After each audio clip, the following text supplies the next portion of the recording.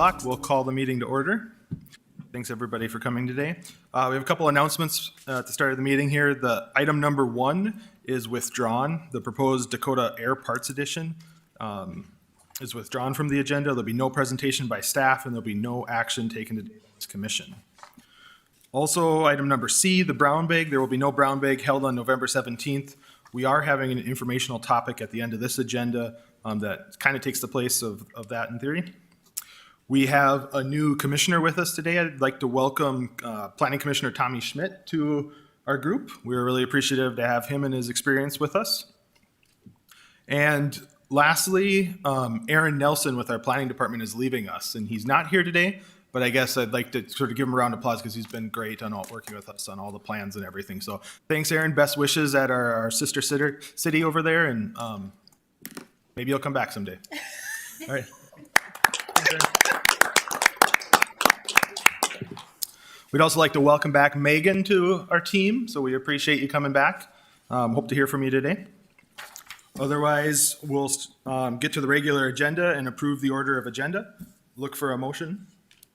So moved. Second. We have a motion and a second. Any discussion? All in favor say aye. Aye. Aye. Any opposed, same sign. Motion passes. Item number B is the minutes from our meeting of October 5th. Everybody have a chance to review the meeting minutes? Any changes needed? Or otherwise I take a motion for approval. So moved. Thanks, Don. Is there a second? Second. And there's a second. Any discussion on the minutes? All in favor say aye. Aye. Aye. Any opposed, same sign. Motion passes. Moving on to the public hearing items. D, again, 1 is withdrawn. So we'll move on to 2A and 2B. And we have Donald with us to give the staff update.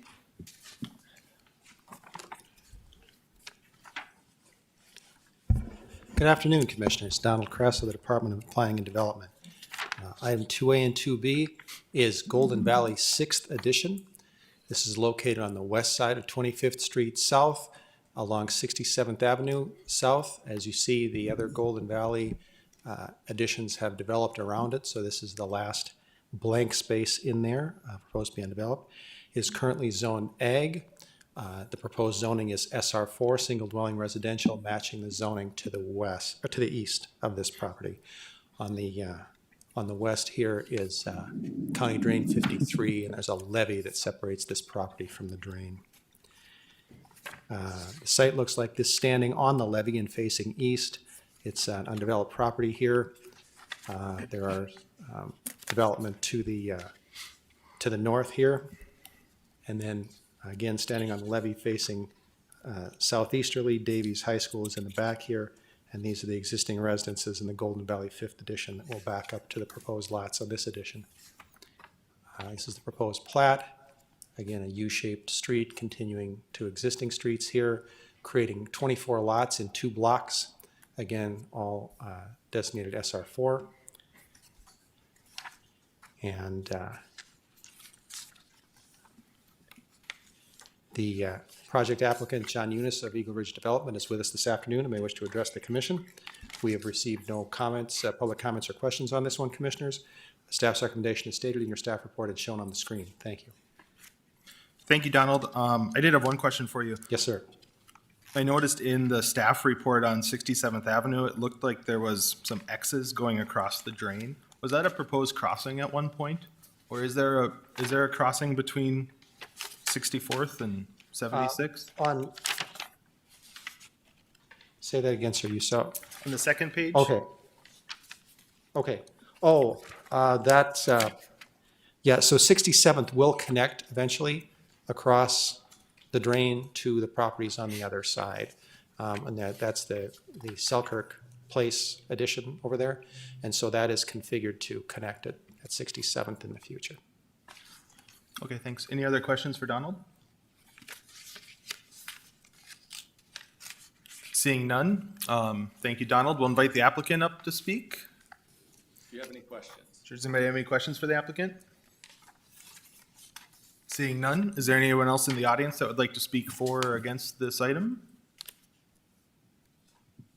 Seeing no one else here to speak, we'll close the public hearing. Commissioners, what's your wishes? I'll move to accept the findings of staff. Thank you. We have a motion. Is there a second? Second. Motion and a second. Any discussion?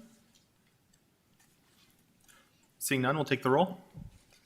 Gunkelman, Aye. Holtz, Aye. Morgan, Aye. Schmidt, Aye. Tassa, Aye. Schneider. Aye.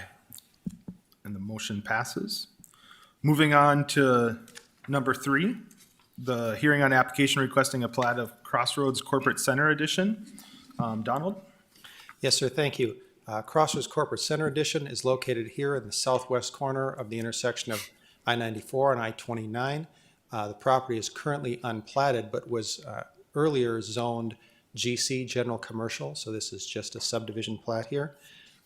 For reference, here is the Red River Zoo and the new Border States Electric headquarters building there that was recently constructed. Again, the zoning here is General Commercial, as is the adjacent properties here.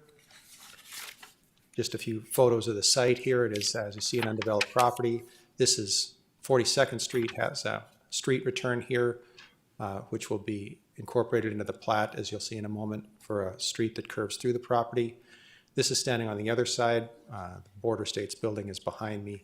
This is another street return, well, that will connect through. And then, as you know, on 23rd Avenue, there's a roundabout, and 41st Street will continue into the property as indicated about there by the arrow. The proposed plat looks like this. Again, there's that street return connecting through here, Crossroads Drive South, and then 41st Street. These lots are, again, platted and intended for commercial, probably potentially office development. And they are just going to keep the existing GC zoning. We've had no public comment or questions on this. Brian Pattengale of Houston Engineering, representing the project, is with us this afternoon and may wish to address the commission.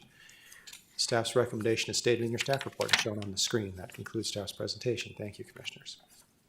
Thank you, Donald. Any questions from the commission?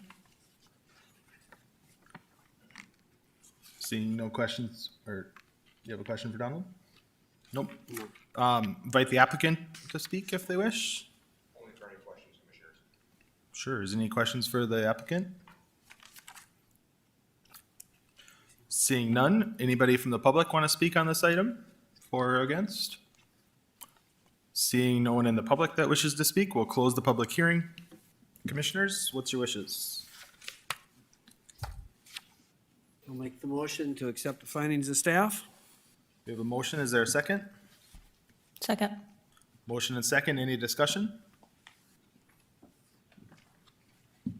Seeing no discussion, we'll take the roll. Morgan, Aye. Schmidt, Aye. Holtz, Aye. Gunkelman, Aye. Tassa, Aye. Schneider. Aye. And the motion passes. Thank you, commissioners. Thank you. Megan, welcome back to the big show. Here for item number 4, a hearing on an application requesting a zoning change from limited commercial with a conditional overlay to MR3 with a conditional overlay on Urban Brant Second Edition. Thank you, Chair and Planning Commission. This is Urban Plains by Brant Second Edition. It's located at 5100 28th Avenue South, which is also Lot 2, Block 2, Urban Plains by Brant Second Edition. This is a request for a zoning change from LC Limited Commercial with a CO conditional overlay to MR3 Multi-Dwelling Residential with a CO conditional overlay. The applicant is present. Mr. Austin Morris is here and wishes to address the commission after staff's presentation. And just to preface this application, staff had a difficult time with this case, and it was very close in terms of the margin of staff's recommendation of approval. Over the years, the original vision of a destination-oriented entertainment district in Urban Plains has shifted, and we're dependent on the applicant to provide information on the changing market. So you can see the project location here is bound by 51st Street South, 28th Avenue on the north, and 30th Avenue on the south. It's just north of Shields Arena right here, nearly in the center of Urban Plains. Up on your screen are some images currently of this site. At the one at the top is the corner of 30th Avenue South and 51st Street. So you're at the east corner looking northwest. And then the bottom image shows 51st Street, which is a unique corridor in this area of town. Up on the screen is the site plan that was submitted by the applicant. And staff would like to note the importance of its relation to 51st Street South and that corridor and what was originally intended for that street, which staff feels that the master plan has stayed consistent over time. With this application, we asked the developer to provide an updated master plan to have an understanding of how the vision of urban plains has changed from the developer's perspective, as well as a site plan of how the developer intends to build on the site. Upon seeing the site plan, staff saw the need to modify the conditional overlay, which the applicant is in agreement with. On your screen is an image provided by the applicant, a rendering of what the proposed building is intended to look like. And also on your screen for this image shows the original vision of 51st Street. So you can see the interface of the buildings in proximity to the street and the public amenities that front the street. And going back to the master plan, in noting more about staff's seeing the need to modify the CO, you can see some of the conditions here with the original proposed site plan showing a drive aisle with parking in front of the building and the building being set back a little ways. So in terms of the conditional overlay, there's an existing conditional overlay already on the site, and it's separated right now between commercial development and mixed-use development in one section and then straight residential in another section. So this modification seeks to kind of join the two and provide a building form of what is more of the original intent of a mixed-use building for a structure for an apartment dwelling in an MR3. And so the conditional overlay is in 3 sections, and those include the description of the conditional overlay, which is consistent with urban plains kind of in general, the building orientation, form, and style, and then site design. So anything that's underlined is not existing for an apartment building today, but is either consistent with urban plains or seeks to understand and bring back that relationship of the original intent of 51st Street South. So I won't get into detail of that, but if there's any specific questions on the conditional overlay, please let me know. Specifically with the relation to 51st Street, there are some points to connect to that in terms of pedestrian orientation, facade variation, having a setback or actually build to line to 51st Street, and then vehicular circulation and parking being kept away from 51st Street, and also limiting the location of the accessory garages. To date, staff has not received any inquiries on this application, and staff feels that with the modification of the conditional overlay and based on information provided by the applicant, staff is recommending approval of the application. However, we look to the Planning Commission to provide discussion, and we welcome the Planning Commission's critical eye on this application, as the determination of this site sets the stage for the remaining vacant lots within urban plains. On your screen is a master plan that's been provided by the applicant for the remaining vacant lots and some of the developed lots there today. And staff has these questions for the Planning Commission to consider. How does this relate to the master plan? What's the best use in proximity to Shields Arena? And is the original vision of an entertainment district as a regional attraction still supported? Planning Director Nicole Crutchfield is here and would offer any background if any of the commission members have any questions on that. And that concludes staff presentation, and so we'll look to the applicant to provide or to address the Planning Commission with information on their project. Thank you. Thanks, Megan. Any questions for staff? Go ahead, John. This has been typical of virtually at least every other plot plan we've gotten from this whole, for all of urban plains. Nothing in urban plains really, or not much of urban plains has fit the original. I mean, Nicole, is that a correct assumption that this is not, I mean, I'm not saying I don't like this project, but the original intent of urban plains, when we all heard about it, was going to replace West Acres. And that was the, the initial intent. And it's, so looking forward, I mean, this is gonna be what the rest of it's gonna be anyway. Am I correct in saying that we're not, Correct. Yeah, I'm not sure if you have a question in there, Commissioner, but I think you're considering what staff's considering, and get to the vision. So this was, originally, this development came to us as a conditional overlay that applied to all of the area. Let me just get to some plans here. So all of the area between 26th Avenue South and 32nd Avenue South, and between Veterans and 45th Street, and there's a conditional overlay that applied to all of that with this vision of this. At the heart of this vision was Shields Arena and the surrounding land uses around Shields Arena, the block itself, as well as the 51st Street corridor. I think as changes have happened, as we get towards the Veterans corridor or as the 45th Street corridor, changes at the time made sense for those. I think what makes this particularly unique, as we've always kind of held that 51st Street as kind of the vein and primary goals of the urban plains development. And so the questions Megan has proposed to you are what staff is also considering as we look to the future vision. And so a decision here will set the tone for other properties immediately surrounding the Shields Arena, and that is and lies our concern of this particular proposal, as opposed to maybe other multifamily apartment changes elsewhere. And I think Austin and Tim can talk to how their master plan is changing as a result of today versus when this was originally proposed. Other questions for staff?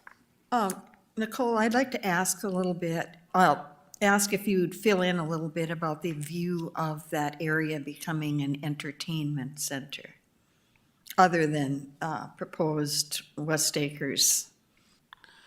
Well, I think 51st Street South was marketed to us as and in collaboration with staff and the original development team, was an entertainment district, a live, work, lifestyle development that you see in other cities. And so even with the design of the park as being kind of the future island park, or the future kind of central regional park system, and all of that has changed over time. But you can see, like in this image here, again, this kind of corridor of building fronts facing the public right of way, public spaces, all of that part of a place destination that you'd be driven to, not just a neighborhood location, but a destination you'd be driven to. Again, that proposal, I think, was originally back in 2004-ish, and so it's kind of staff, we've learned a lot in terms of how developments come in front of us and how the vision works as a collective. Again, I would defer to Austin and to talk about his experiences and the actual implementation of this vision and the challenges they see with that. But I think it's a balancing act of what the market can afford, how strong we're going to hold to the public's vision, and balancing that in terms of this support. I do believe this site in particular is kind of that precedent setting, for lack of a better word, kind of vision point for the 51st Street corridor. And for those that haven't been on the 51st Street corridor, that was unique design standards, is on-street parking, enhanced pedestrian, sidewalk treatments, landscaping treatments. There was a lot of different aspects of the 51st Street design, the care and design of that street implementation would be on par with what we would see at Broadway or Main Avenue in terms of engineering's involvement in working with the applicant and the developer in creating a roadway infrastructure network. Nicole, maybe to expand on 51st Street, or maybe Brenda, it does have a lot of unique features to it that probably added to the cost of that project, when these adjacent properties probably see the benefit of that most. How did the cost break out? Is that any different for these properties, or was that built into some sort of plan on the front end?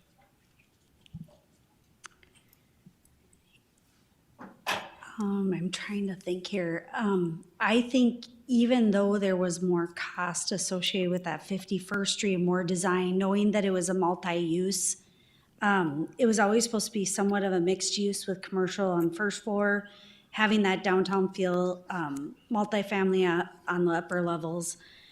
I'm pretty sure that direct benefit was assessed from that 51st Street. Because the whole point of that was that if, especially adjacent to the Shields Arena, is that you could come, you could park, you could go maybe eat and then go to an event. Those types of things that type of atmosphere is what was originally looked at when we first worked with the developer. Sure. Thank you. Yeah, and again, I think Austin and might be able to speak to that too, because I think likewise with the parks, the park improvements, I remember the former CEO of the Park District talking about those increased costs and how they would work with the commercial land use versus a residential land use and how those were spread. Any other questions for staff? Yeah, I have a question. Well, I have a lot of questions, but I guess I'm mostly curious about how this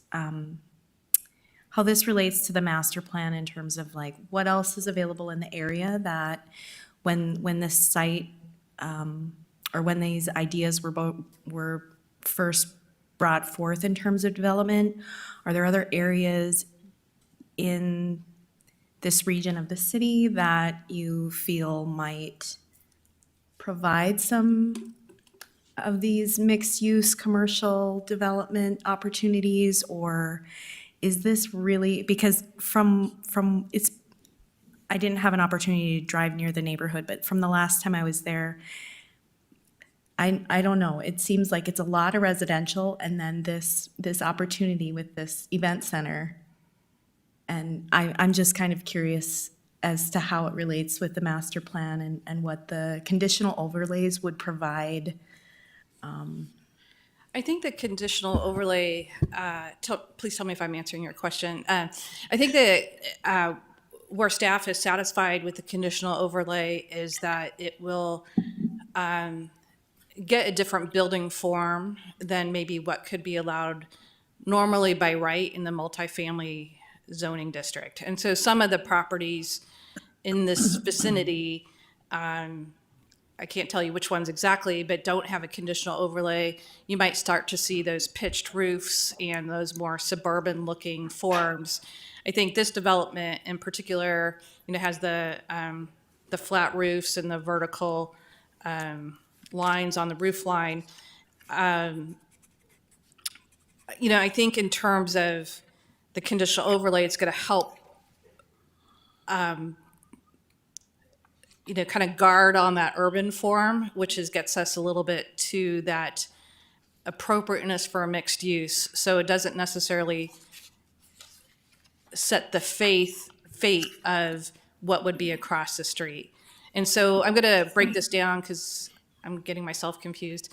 On this particular I didn't property, help, so sorry. On this particular property, if you look right across the street of 30th Avenue, you're going to be right across the street from, the back docks area of the Shields Arena and what would wrap around the Shields Arena in terms of the entry.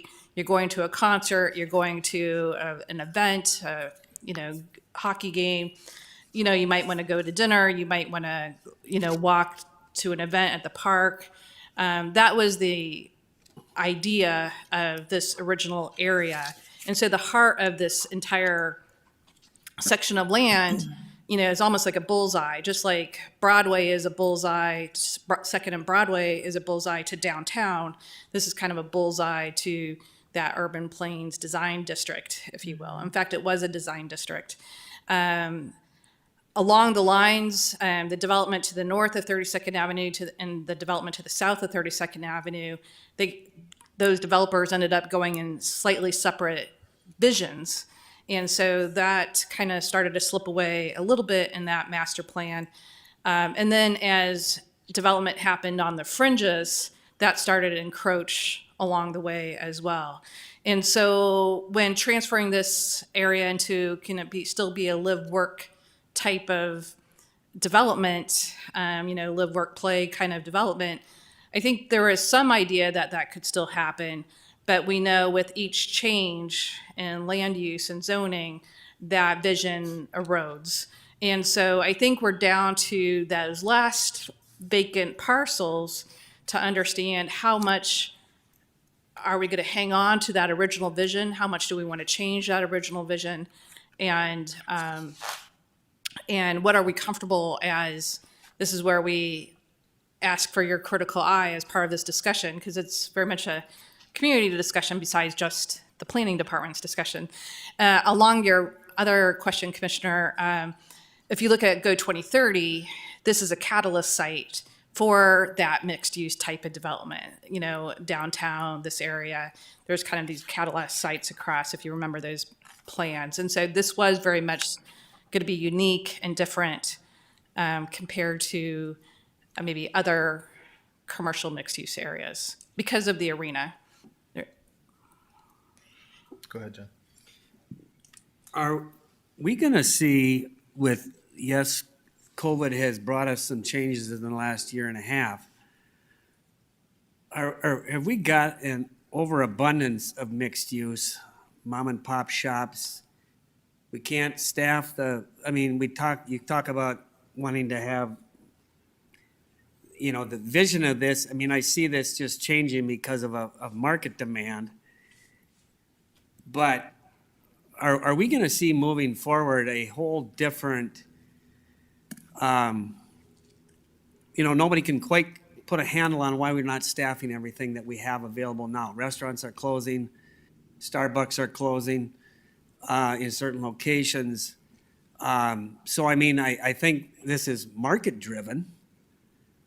And how long can we hold on to an original vision that we could have all this mixed use? When you've got all these other things in the corridors on each side of this project, you've got the restaurants on 45th, you got the restaurants and bars on Veterans. In reality, would even mixed use in this location even go? And is the climate we're in right now, are we going to see a different, moving forward, is the way we've looked at mixed use for the last, 10 years maybe, are we going to be able to do the same amount of mixed use and fill them with, maybe some small offices and stuff? But I don't know. It's just are we seeing, is there a shift in what's happening? And maybe this is a question for Austin. Austin and I did have some conversation along those lines. I think it's, one point of reference I would bring to is, Go 2030, our growth plan of 07, those are 20, 50-year documents for implementation over a period of time. And so the pace of growth and the pace of change and how that works with the vision and alignment has to be monitored. What you'll see as part of our discussion is work plan for the planning department and for the community as we do engagements on growth plan updates, Go 2030, comprehensive plan updates, vision updates. So while the future plan or the vision doesn't necessarily need to be static, we do need to be in continual conversation about how is that change happening and what is it responding to? Is it responding to this isn't disparaging on the landowners, but is it disparaging? Is it changing because of a developer's business plan? Or is it changing based on a market change? Or is it changing because the entire country is saying we want something different? And so I think there's a lot of unknowns when it comes to land use planning in this moment in time. And so a lot of it's going to be balanced with how patient we are as part of, if we're set for this to be a entertainment district, are we doing economic development and outreach as part of that? Is there an incentive as part of that? Or are we just letting the market drive it? And so I think these are all bigger, complex questions than just this zoning district and zoning change. And so that's why this case is so challenging for us in particular, because while at the surface it looks like a zone change request, in hindsight, as we were processing this, we might have wanted to do a growth plan amendment in advance of the zone change. But herein lies, we're here today in front of you. They have a legal clock ticking as part of the application. And so we want to make sure we at least bring the questions forward, even if we don't have the answers, so we can share with you the complexity of this case. Nicole, I have a comment, I guess, and a question. The 45th Street and Veterans Corridors are both nicely done on this, but I mean, I think I've been pretty open that the rest of this development is probably the biggest disappointment I see as a planning commissioner in my 8 years here. Is I feel like we're never really told the full truth every time an applicant comes up. I know there's been a lot of changing variables over the years, but then you hear them come in and want billboards on all four corners talking about this as a destination, and that they don't just mean it's a destination, but they need it to be a destination in order for Shields Arena to be successful. If it's not a destination other than Shields, you won't drive that same traffic. And so I think for us too, we're sort of bought into the Shields Arena concept, and we need to make sure this is a destination, because I don't think the city can afford for the Shields Arena to not be successful. That would be a disaster. And you see it up north at the Fargo Dome. People can't wait to get back on 19th Avenue and get to the interstate and go somewhere else, for a large part, because there's limited options. I don't want to have that situation here. And so it's tricky, because the economics of when this development came in made it very challenging for this inner part. And so we do need to be flexible and change, but you just look at the hodgepodge of uses on here, it's really disappointing to see. And you're right, this 51st Street corridor is different, but I'm curious if the billboard topic came up, because the same development says that they want to advertise all these sorts of businesses here at this location on all the major corridors. Then they come in and ask for a change on part of it, a pretty large lot. So. In this particular case, I'm not sure if the billboard discussion came up. I don't believe it did. Okay, thank you. I'd just like to make a comment that I've always been supportive of the community concept of the planned community, in that some of the designs that I've seen have a central space in them where there's also planning for entertainments and possibly some small businesses around the edge, and that it could be something onto itself in a way. I think that's one of the descriptions, where people don't necessarily need to drive everywhere.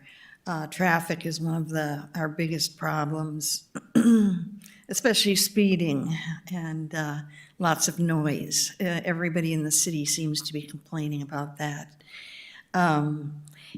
Also, in looking at this design, it looks like it's really taking advantage of the work that's already been done and turning it into something less than what it could be. Also, I think it would be really interesting, as you mentioned, to find out if it were a community that was planned to be of itself, that what are the services that people would need, rather than just creating the little storefronts on the bottom level. I did read an article too about Minneapolis. In Minneapolis, some of the developers are starting to balk about needing to include that commercial opportunity on the first levels. For them, it seems that it's more trouble than it's worth. And, you know, the closing and opening of businesses, the spaces are usually too small. And if they're not too small, they get too expensive. This area should be treated in a special way. And just looking at the design too, I'm just wondering how long developers are going to be building buildings that all look alike. I can drive around town and pretty much tell when a apartment building was built because of the design, and the one that we've got going here is pretty much what's happening all over town. As you said, with the overlay, there's some possibility of better design standards, but I think the whole thing is kind of a mess, and it could really do better at creating something that would be attractive to the community. Also, that idea that it would be facing the loading docks and kind of the commercial aspect of the Shields Arena doesn't appeal to me as building community. So that said, I wouldn't be in favor of the plan as it is now. Eh, I have a Go ahead. quick question. Would the Baker Tilly, that analysis that we're gonna have, would that provide some insight for this, you know, for the land that we have, we wanna smartly build? And so maybe that, you know, report will give us some guidance?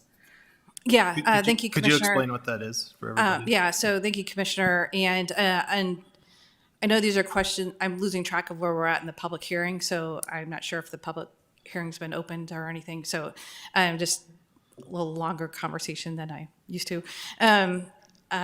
Anyway, but yes, thanks, Commissioner. So for, you know, I don't think there's many people in the general public that even know this yet, but again, one of the things that we'll be talking about at the discussion aspect of the agenda is a little bit of the city's work plan, which includes we're calling it a ROI study, a return on investment study. It's not quite that. It's more of a financial modeling study, but looking at some financial models that would help us evaluate the cost benefit analysis of development, whether that's, you know, land, you know, development at 3 dwelling units per acre or land at 30 dwelling units per acre, really looking at those financial models as we come up to development, abutting the diversion and knowing that the diversion more or less acts as a growth boundary, understanding how to best plan that smartly or orderly.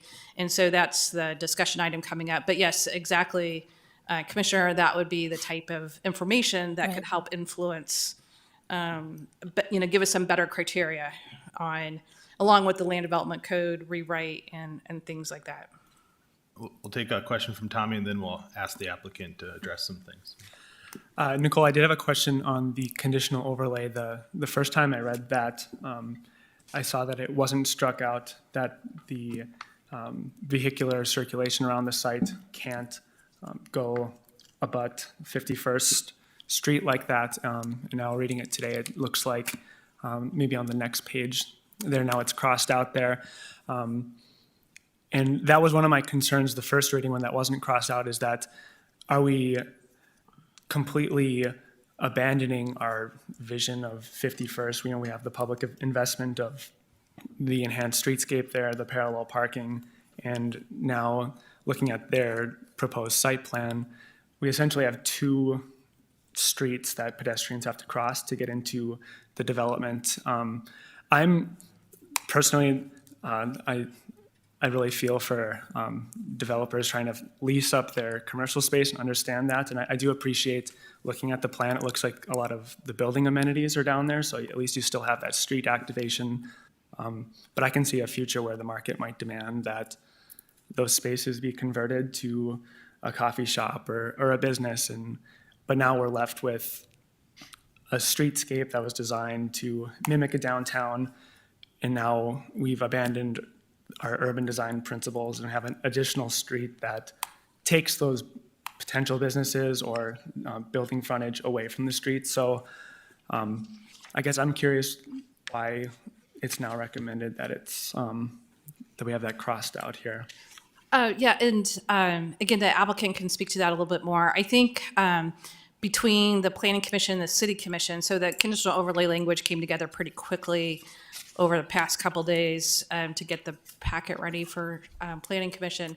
And I don't believe the applicant is disputing the need to have the buildings brought up to 51st Street. I think it was more on the avenues, on the north out, the east-west avenues, how the property abuts those avenues, and if there's parking circulation in between there and how that is visible from 51st Street. So I think we were hoping to tweak some of that languaging to get a little bit more clarity for the rest of the site plan. I think what you're seeing is, as the application comes in and as we seek information, normally, I think the irony is normally I'm saying, don't look at the site plan. We're looking at highest and best use and as part of the zoning district. And this application is all about the site plan, and which is an anomaly for us, also why this is being so difficult. And that goes to show you why it's a difficult case is, at the surface, staff wouldn't support this. But then as we seek more information and learn from the applicant what they want to do, why they want to do what they want to do, what's the need, as we dig in deeper, we can see a way out as a vision, but it's getting all the tools in place so the public is protected and the vision is protected as best as possible. And so I'd say the site plan, don't hang on to it too tightly, but it's to show you what we're concerned about. And I do know that site plan would be updated to mimic the conditional overlay, and the intent of the conditional overlay is to get those buildings up closer to the right-of-way of 51st Street, the setback of 51st, and to eliminate the to eliminate the parking circulation that would be between face of building and public right-of-way for 51st Street, if that makes sense, Commissioner. Yeah, I think that makes, can you maybe point out where that's provided on there, that? Yeah, that so language? let me just get back to the overlay. So here, the sentence before, building must be situated towards the east along Okay. 51st Street, so as placed no further back than the required setback. And then, so basically you can think of that as a build to line. And then we basically want to eliminate parking circulation between the face of building and the right of way. So this was a last edit, and again, Austin or Tim can explain more what their intention is. This was just a comment we received earlier today or into yesterday. And so here, we would ask that if you look at this site plan, that basically this interface here, wouldn't happen this way, and the building would be brought closer to 51st Street. So you would have that vehicular circulation removed. And same with here. Basically, this space here, we would ask for that to be removed. Okay, I'm not entirely sure why that line needs to be struck if that's the intent, but maybe we can get Austin up and ask him some questions, otherwise we can come back to it. Applicant, are you willing to come up and answer a few questions, or maybe you look like you've been taking notes there, so you want to address some stuff on the front end and introduce yourself for us? Yes, Austin Morris, Enclave Development. Would you mind putting up the urban plans Google Earth view? I'll touch on that first, just to provide some context. We gave you a lot of extra time to work on your. I was trying to figure out, how do I answer all the questions? The one that's the zoomed out view between 45th Veterans 32nd. Yeah, that'd be perfect. Awesome. So from a contextual standpoint, what has occurred at Urban Plains since the original master plan, when I look from a development standpoint and think about projects move forward if they have economic viability and meet the needs of the city, while also meeting planning's muster from a design aesthetic and urban planning perspective. This development's original plan with a non-visible average access tucked away retail core was never possible from the start, and it was tried. And it was a part of the master plan for probably 7 years before any changes were made zoning wise. And to provide context to what that means is in the retail landscape, and this isn't just Fargo, this is all across the United States, even going back 15 years, you have a few different retail typologies. You have the mall, which is our West Acres, an entertainment destination that draws from greater than 50 miles. Those are challenged everywhere. We're very fortunate to have a mall that is very robust, even in light of those challenges. It's also catalyzed a tremendous amount of retail along that corridor, which I would call concentrated retail. Concentrated retail attracts more retail. So if you have enough anchors along 13th, that's where national tenants go.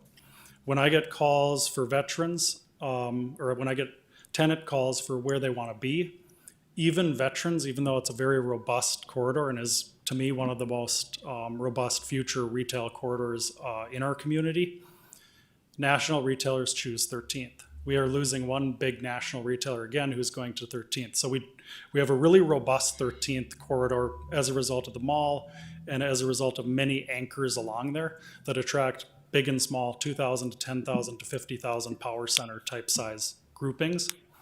The next category would be neighborhood retail. The draw is smaller. It's probably a couple miles.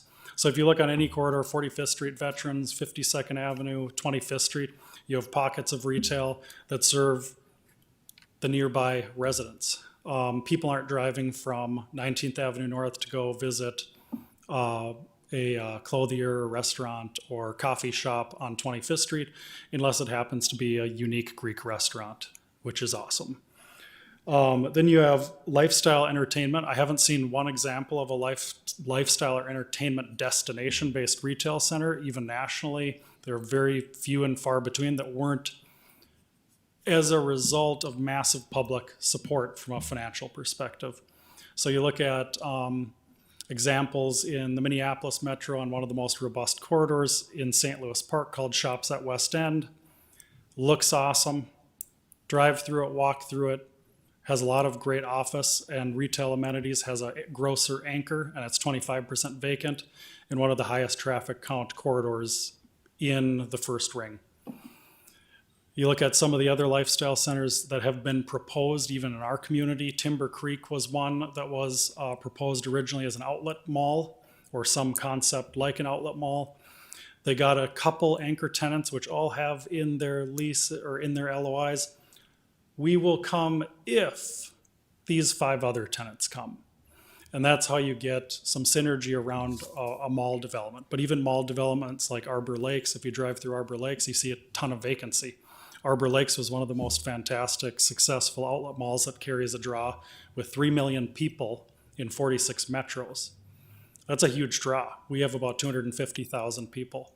So a lifestyle center needs to have visibility, access, and public support.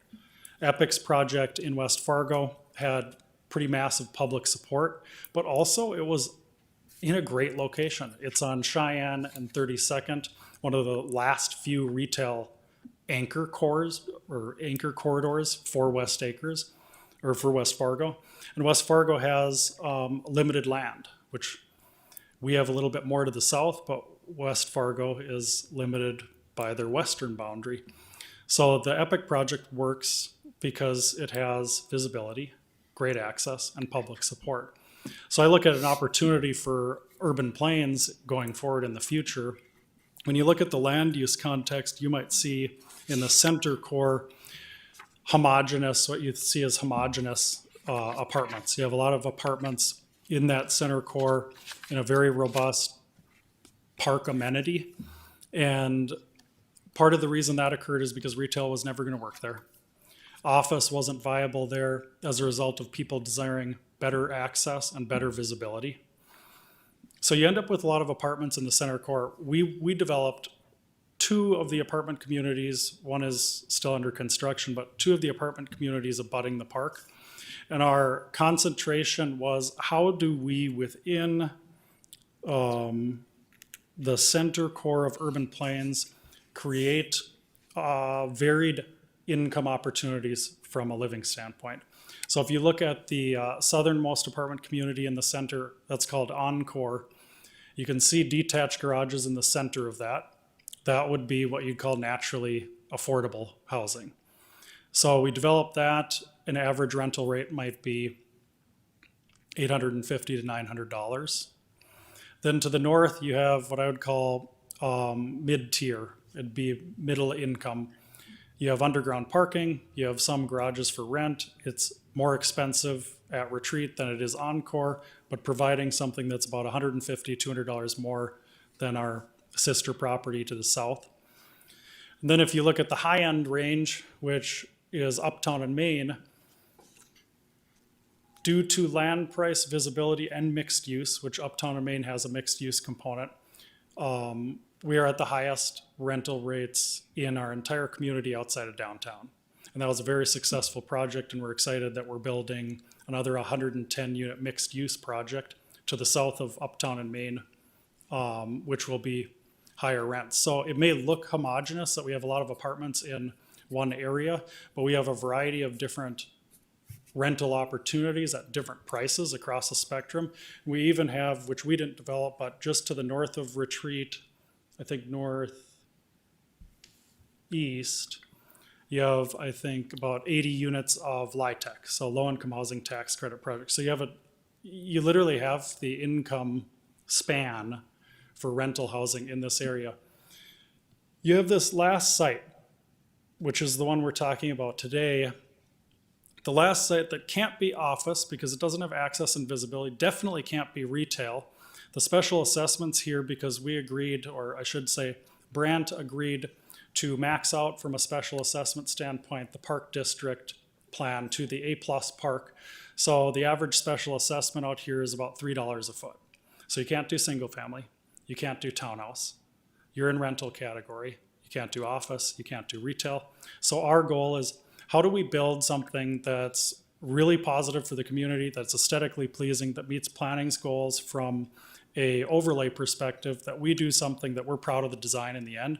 And every project that we've done out here has had a different architect. So how do you ensure you're getting variety of design solutions so that you don't end up with plan A, repeat plan A to B, repeat plan B to C, and it all looks the same. If you drove through that 51st Street and you looked at Encore, it's very different than Retreat, and it's very different than the proposed Greenway. And if you drove on Veterans and saw Uptown and Main and then the Live rendering, which is the one just south of Uptown and Main, very different again. So from a context perspective, this makes sense here, and we're working really hard with the planning department to figure out how do we ensure that this lives well within its context, which is a beautiful park across the street.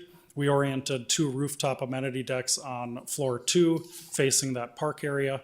We oriented, and this is a schematic design concept you have in front of you, which we'll shove so we don't have dual lanes. We won't have 51st and then another loop road in front. We'll push that forward. And then how do we get the clubhouse amenities to spill onto the park so that it's almost like having a front yard that you can play in, and then you can go across the street and enjoy the park amenity, which is, I think, an awesome amenity for this community. In the general context of urban plains, though, if you look on Veterans, there won't be, I'm going out on a limb here, but there won't be an apartment community that doesn't have a mixed use component on anything along Veterans and anything along 32nd, outside of what has already been built. You have the large pie Veterans and 32nd, which will command a much, much higher land value. That'll all be commercial, whether it's a mixture of office, retail, large anchor retail, entertainment, if there was public support for that, or mixed use. Because the land price can't be supported by traditional apartments. So I could stick my neck out there and say, I'll never be in here along Veterans saying, I also want to rezone this at multifamily, because it's not possible. And I think what's going to be exciting and that I want to visit with the planning team as you guys embark on what is the future of urban plains is every other component within here along 32nd, office, retailer office. There's 2 office buildings that we protected, the 2 lots next to it, which will be office. And then the Veterans Corridor is their opportunity, along with the corridor that abuts Shields Arena. What do we do there? Right now, it's planned within a concept plan that I'll show today as all commercial, retail, or mixed use. So I sense that there's some disappointment and fear over what happened in here. I think there's a distinct and very viable opportunity to ensure that as we develop out the rest of the development outside of this lot, which is our remaining multifamily, called pure market rate multifamily lot, that there's still an opportunity to make this whole development fantastic. It just, I think we were biased from a planning perspective, biased from a plan in 2004 and beyond that was never possible from the start. It looked exciting, would have been cool, but if you can't lease the space and you can't get anchors and you can't get the retail, it's just not possible. And I still look at this development as a big success, especially as we march down Veterans, because we're marching down through proof of what we're doing along Uptown Way, and that will set the stage and context for what we do within that quarter pie section. So I'll go through just on... Austin, Yeah. can we ask a couple questions Yes, there on please. what you talked about? Because you mentioned a bunch of things. Just for my sake, are you here on behalf of both Enclave and Urban Plains? I'm here on behalf of Enclave for this specific project, providing my opinion on all the rest of the development. Okay, because, you started talking about why this property sort of can't be what it's envisioned to be. And I struggle with that because why is it our issue that now the developer can't do what he envisioned? It's sort of, he boxed himself into a corner, and so they're trying to put us in a corner to make the change. And that's a really tricky thing for us to do when we're sort of told one thing and then said, oh, well, that was never possible. We're just kidding. Yeah. I would say the challenge with long-term planning for development, whether you're a developer or a planner, is it would be exciting for me on a vacant piece of property south of 64th to show you something really spectacular, get the growth plan approved, have zoning approved, and then watch it sit for 10 years before anything happened on it. So the challenge that a developer has is as best we can, and we weren't involved in any of the planning here from the start, how can we plan better developments long-term that are actually possible from the start rather than starting kind of backwards where it's like, well, we all love that. Why didn't that happen? And that's the challenge with having that discussion 15 years later is that would have been really cool, but I haven't seen one example of that typology of development in a community under 1 million people that has been successful since the 1970s malls were developed. And You have, no, I appreciate your respect. And I know you've done a lot of nice work with Enclave along in this area, and appreciate that, and that you weren't here at the beginning. But you also, as the development, asked us to put in the infrastructure early and asked us, the park, to put in their infrastructure early. And so the public invested an awful lot in that vision. yeah, So to turn around and change it, there's a flexibility factor, but there's also a public trust factor that I think has been lost in this development because the city did support that vision based Yeah. on what the developer told them. And when you come back and change it, that's really tough. Puts us in a tough spot. I respect that. And I think one thing with multifamily sometimes has a has some context with it that seems like we're actually doing something unfavorable from a zoning standpoint, especially in this location, that I would disagree with wholeheartedly. Is what better way to activate a very robust, expensive park which was partially paid for by the development special assessments, by having density nearby it and by having ample parking which exists for everyone else in the community to use. Any other questions at this time before we let Austin go on? Go ahead. Tom.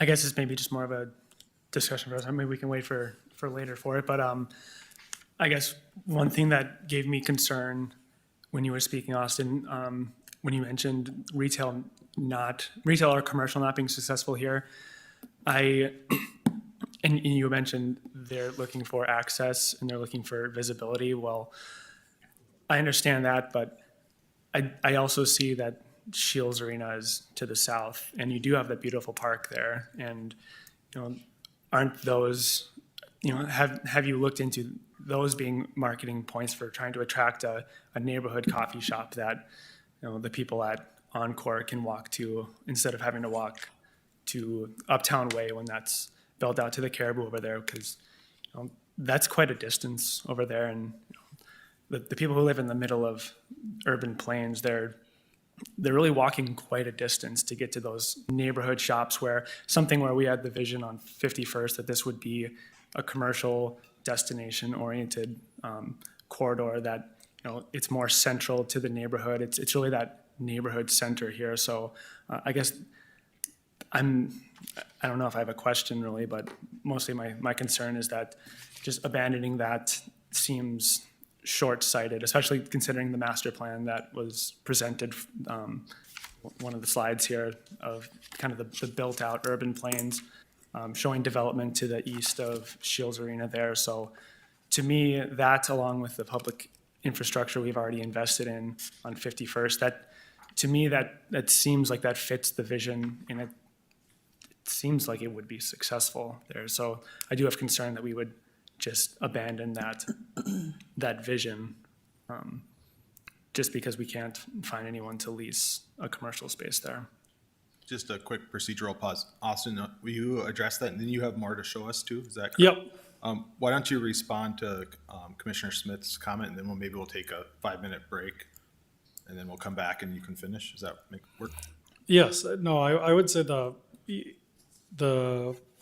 nuanced way of responding is if we have trouble leasing commercial space on Veterans for $4 less a square foot than we were 2 years ago, how do we lease space in the center of a development with no visibility? So that's the challenge, is I can't find one example of that working not only in our community, but in another larger community, unless it was massively subsidized or was a part of the amenity set offered by the clubhouse or the apartment community. Or there is massive density. And if you can get 3,000 units within a concentrated area, you can have some self-supportive amenities that are lease spaces. This isn't one of those. I would say that from a proximity standpoint, Retreat and Encore are close enough from a biking distance, walking distance to Veterans to find a lot of retail and future retail opportunity. Thank you.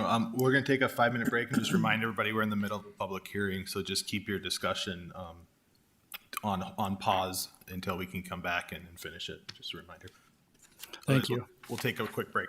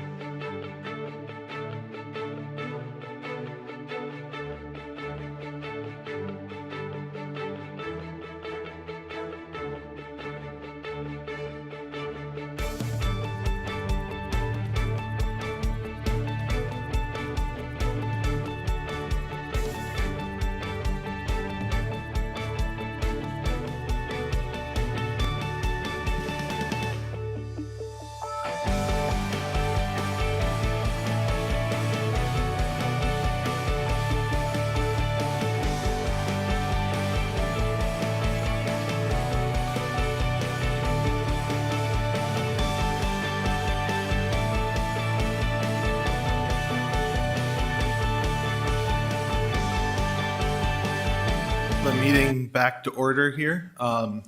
Thank you, everybody, for letting us take a break quick. Austin, are you wanting to continue with the presentation, it looks like? Certainly. Thank you. Just a reminder that we're on item 4, and we're still in the public hearing. I'll try not to repeat anything since we went in depth before, but the Greenway at Urban Plains. I'll start off with this provides at least a better depiction of the master plan for the Veterans Corridor. The northernmost lot is 100% developed out as originally planned. Other than this building, which starts this spring, we have Caribou Coffee. We have a 67-unit mixed-use building with retail on the main floor. Plaza Azteca Restaurant, which is the best Mexican food in town, according to me. Gunderson's Jewelers, which is a fabulous jeweler. To the south, we have Live, which is an L-shaped building with mixed use on the main. And then McAllister's Deli. And then a future master plan that continues the Uptown Way program. This, from a vision standpoint for the future of urban plains on the western portion, this can be realized with minor modifications as we march along, depending on what tenant typologies we get. But in the end, this is the commercial corridor. And if there was support for some lifestyle entertainment benefit to amplify the Shields Arena, this is where it makes sense to put it, probably somewhere in one of these two nodes. Here's a zoomed in view of Uptown Way. That should work out to be very close to as planned, as designed 4 or 5 years ago. Here's some picture depictions of what's been developed along Veterans. Here's our future project, Live at Uptown and Main. 110 units of housing, around 6,000 square feet of commercial. So the context for the site that we're talking about, the Greenway, some of the stuff may not be from a planning commission standpoint, like Rocky mentioned, is why should planning change the original plan because of market constraints? And I'm not expecting planning commission to change every time something changes within the market. We endure in the multifamily side. Sometimes I can think 5 years ago, apartment vacancy was 10%. It may be even 13% in the market. We weren't building as many apartment buildings, nor were anyone else. When that changed and the pendulum swung the other way, currently we're at 1.5% vacancy out of 2,000 units in the Fargo, West Fargo, Moorhead market. In the office market, that hasn't changed much. We've had a tremendous amount of inventory from an office perspective over the last 5 years added to the market, and the vacancy rate continues to increase. So last report was vacancy rate in the teens, which is not viable. You're barely able to pay the mortgage. And the office market since COVID has changed a tremendous amount. There aren't a lot of people going, hey, let's build office here when you have vacancy rates this high, and when you look toward the future as people have more opportunity to work sometimes in the office, sometimes at work, a mixture, or even the advent of co-working spaces or offices in the Fargo community that are choosing to allow people to temp office almost in a cafeteria style format, come in when you'd like, and office where you'd like, and have a temp office. Office is challenging in general, but this site is one currently from a zoning standpoint that would allow office. It wouldn't work there today very well, but it would allow office. Retail, from a straight retail play standpoint for this site, isn't possible. And I think personally from an activation of existing amenities, which is why we named it the Greenway, is the Urban Plains Park across the street. from my standpoint, what better way to activate that park even more with a project of around $30 million in value, housing over 300 people, compared to what we could fit even on this site contextually as an office site. We could fit around 60,000 square feet of office and have people office from 8 till 5, go home and enjoy the parks in their neighborhoods, and have about 200 to 250 people based on how much office we could fit here. I would much, much rather use the land for a really exciting mixed use, or a really exciting multifamily community with robust amenity set to activate the park at a land value that would be less than office. So we're talking about using land. Why would we use land when from an office perspective, it would be closer to $10 a square foot? Use land at $6 a square foot and build multifamily in this location if we felt like office would work or retail would work. So I'd be happy to answer any questions, but I think from overall urban plans, do we have more multifamily planned anywhere? No. If I come up here again on 32nd or on Veterans and say, I'd like to rezone this multifamily, just deny me. Because this is the last place that it makes sense in a true multifamily sense in this development. Thank you. Famous last words there, but any questions for the applicant? I have a Yeah, question. go ahead. I'm looking at, let's see. What page is this? It's the drawing. And it shows kind of a square, and then there's a lot of parking in the center. Let's see if we can, I think any of the drawings would work. The So site anyway, this is the one right here. Yep. Okay, so I'm just wondering how that's going to be a pleasant environment with all of that parking there on the inside. I mean, we had talked previously about developing the insides and potentially, like what's happening in downtown, you can develop the outside and the inside because of the fact that there isn't a lot of stock that's necessary. But I'm just thinking that living there and having this huge parking lot,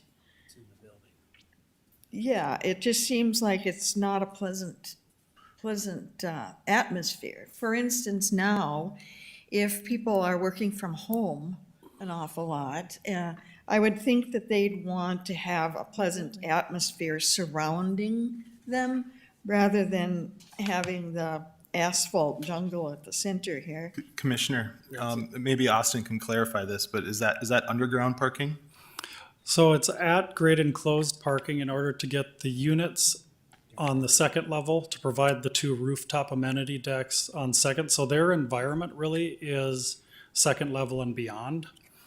Whereas if we dropped it down, we'd have an underground parking level, which would match the design there. That would be underground.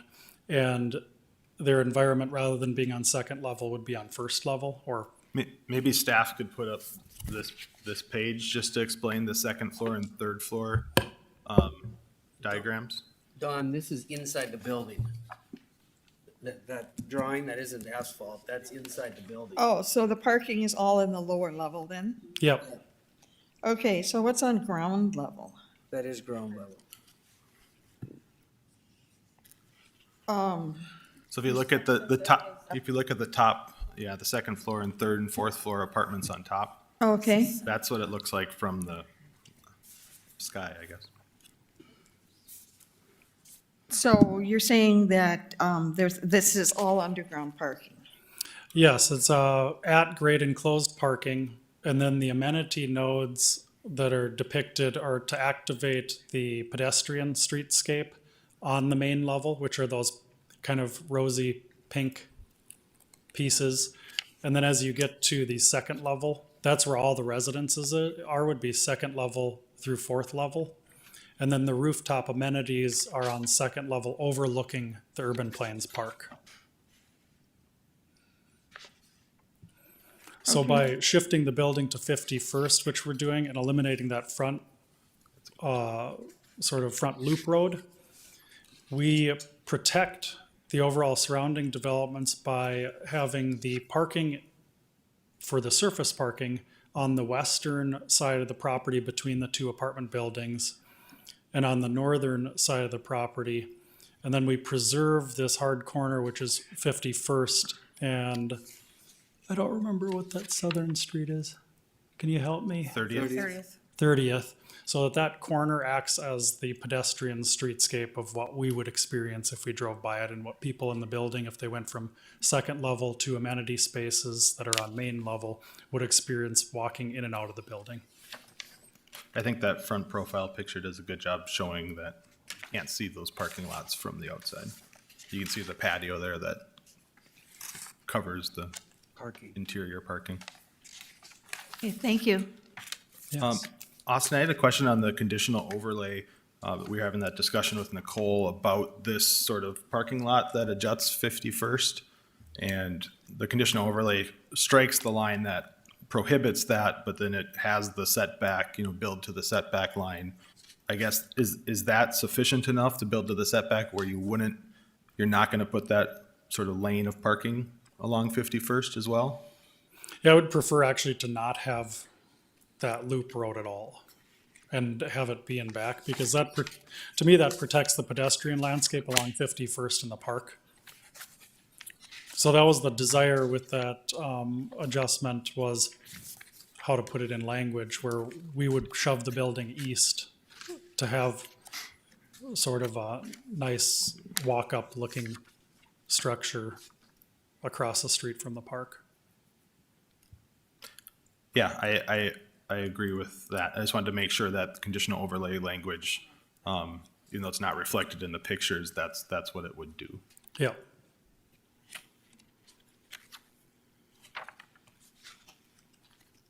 So Chair, up on your screen, the very first item is that requirement where the building must be situated towards the east along 51st Street South, so that's no further back than the required setback.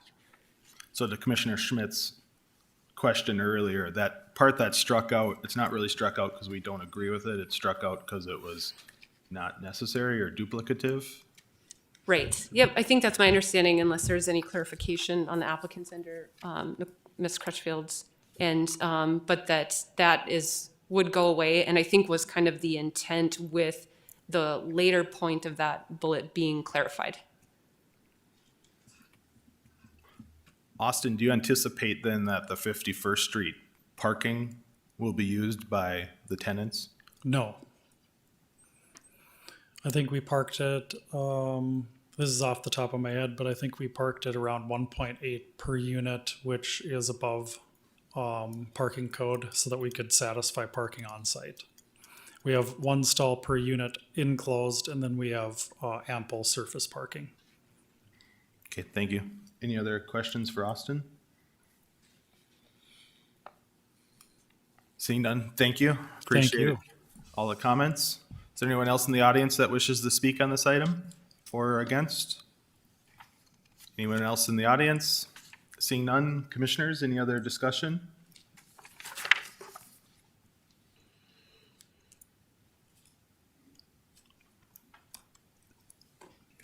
Any other discussion? Did we answer these questions for staff? Since they asked us. So this, the site plan, that could still change, right? Okay. For over a decade, apparently. As Commissioner, thanks for that question. I would note it is a little bit different in terms of often, or I should say sometimes, the commission sees a PUD, a planned unit development. And in those instances, there's the master plan and the final plan, and that is really, there's very little that can change or deviate between the two plans. But in this case, this isn't a planned unit development, and so there are some variations that the applicant may choose to do, and especially in this case where your commission has noted their current images and site plan don't meet right now the intent of the draft conditional overlay. So aspects like that can change and will have to change. So essentially, we could, let's say, for instance, approve this, saying we're gonna get some mixed use in urban areas on veterans, and that might change. We're not approving anything on veterans. No, but the master plan could change, the whole master plan. Yes, Austin could come back and change those all to apartments, even though he promised he wouldn't. So Commissioner, really, Their approval though. so Commissioner, really, the item in front of you is, Right. Yep. is really just the Yep. zoning change. Yep. We bring the context of the master plan, specifically in criteria number 4 of your staff report. Okay.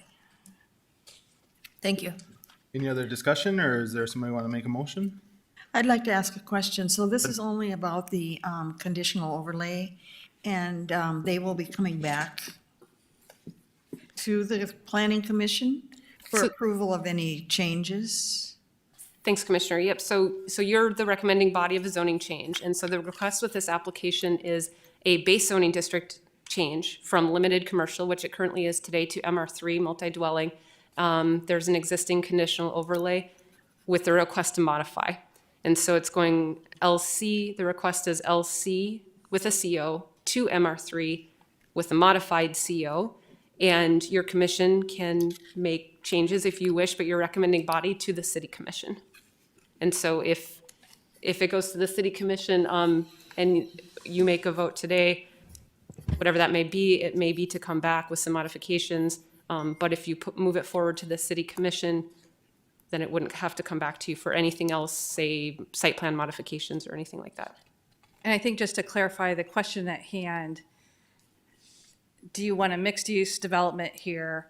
If so, what's being proposed to you is for housing only. It does not allow mixed uses. I'll make the motion to accept the findings of staff as presented. We have a motion. Is there a second? No second. The motion dies. Is there any other wishes from the commission? So what was the second possibility? So you could make a motion to deny, which would leave it as a limited commercial. You could table it if there's something additional, or we could have more discussion with staff. I think it should be tabled with more discussion with staff. There's a motion to table. Is there a second? I'll second that. We have a motion and a second. Discussion, I guess, I would ask then during discussion, let's tell staff what other information we're looking for so that we don't just wait 30 days for everything and then come back and just have an unproductive wait for everybody's sake. I don't know. And also maybe, ahead. Chair, you can clarify, I always get confused between, or maybe Alyssa, tabling versus continuing. Is the public hearing, I'm not sure if the public hearing's closed, all of those things. Let's let the lawyer tell us. And then date certain. Yeah.